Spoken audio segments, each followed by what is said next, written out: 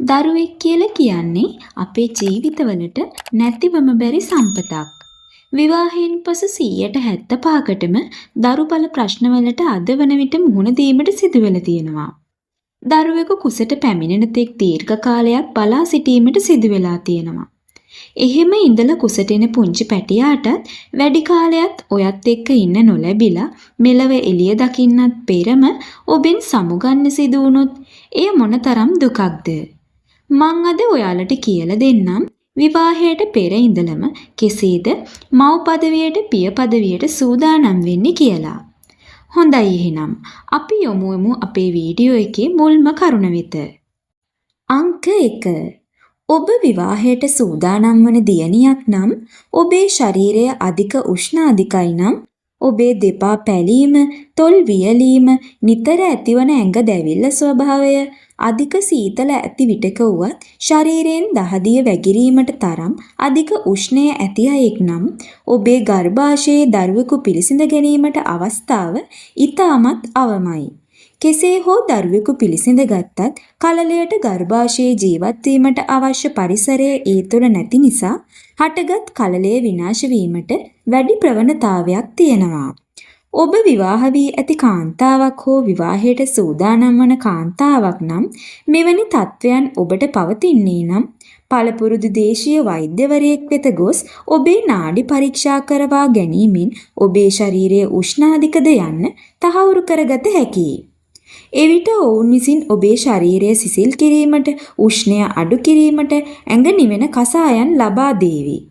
බටහිර වෛද්‍ය විද්‍යාවේ මේවා ගැන ඊතරම් තැකීමක් නොකලත් හෙළ වෙදකමේ මෙම ප්‍රතිකාර ක්‍රමය ඉතාමත් සාර්ථක ප්‍රතිකාර ක්‍රමයක්. අංක 2.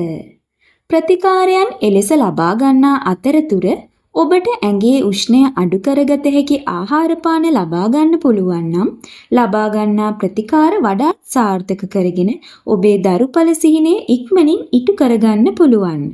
ගැහැණු පිරිමි විවාහක අවිවාහක දෙපාර්ශවයටම හාතවාරිය, වැල් පෙනෙල, ගොටුකොළ, ඉරමුසු, හාතවාරිය අලවැනි ඖෂධ යොදාගෙන කොළ කැඳ, සව්, කුරහන්, බාර්ලි, මුං ඇට වැනි ධාන්‍ය කැඳ සතියට අඩුම දෙවතාවක්වත් පානය කළ හැකි නම් එය ඔබේ ශරීරයට ඉතාමත් ගුණදායකයි. අංක 3.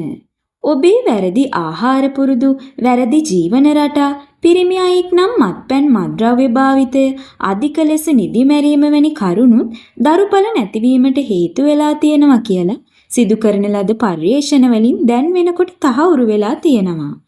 එවැනි කරුණු වලින් ඈත් වෙලා හොඳ පෝෂදායී සරු බව වැඩි කරන ඩිම්බ මෝරණ ආහාර වේලක් ලබා ගන්න පුළුවන් නම් එය ඔබේ දරුපල සිහිනය සාක්ෂාත් කර ගැනීමට මහඟු පිටුවහලක් වේවි. අංක 4. ඔබ අධික තරබාරු කාන්තාවක් නම් ඔබට දරුපල ලැබීමේ හැකියාව අල්ප විය හැකියි.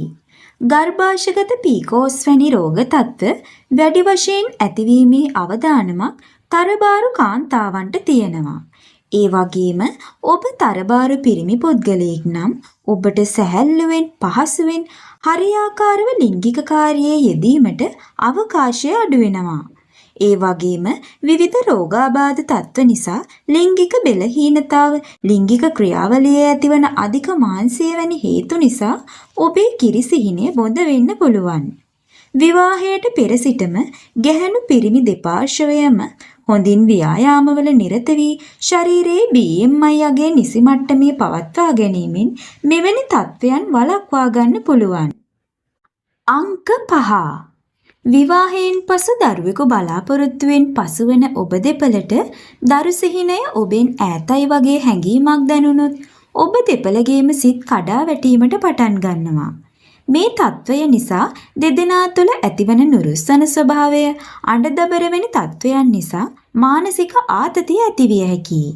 මානසික ආතතිය කියලා කියන්නේ අද කාලේ දරුපල ප්‍රමාදයට බලපාන ප්‍රධාන හේතුවක් ලෙසත් මේ වන විට සිදු කරන ලද පර්යේෂණ වලින් තහවුරු වෙලා තියෙනවා. දරුවෙකු බලාපොරොත්තු වෙන්න ඉන්න මේ කාලේ ඔබ දෙදෙනාට වෙනදාටත් වඩා ආදරෙන් ඉන්න පුළුවන් නම් සහ ආතතියකින් තොරව හැකි සෑම විටම ලිංගිකව එක්වන්න පුළුවන් නම් එමගින් ඔබේ කිරිසිහිනේ ඉක්මනින් ඉටු කරගන්න පුළුවන්. ඊට අමතරව මේ කාල සීමාවේ විනෝදකාමී ජීවිතයක් ගත කිරීම, සංගීතයට සවන් දීම, විනෝද ගමන් යෑම වැනි දේවල් මගින් මානසික ආතතිය දුරු කරගෙන සැහැල්ලු මනසකින් යුක්තව සිටිය හැකියි. අංක 6.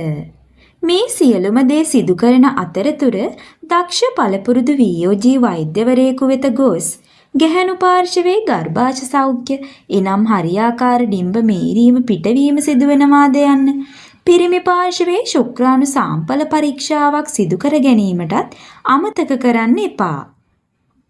මීට අමතරව දරුවෙකු බලාපොරොත්තුවෙන් සිටින ඔබ මාස 3කට පෙර සිට අනිවාර්යයෙන්ම සිදු කළ යුතු දේවල් සම්බන්ධ වීඩියෝ එකකුත් මගේ channel එකේ මං දාලා තියෙනවා.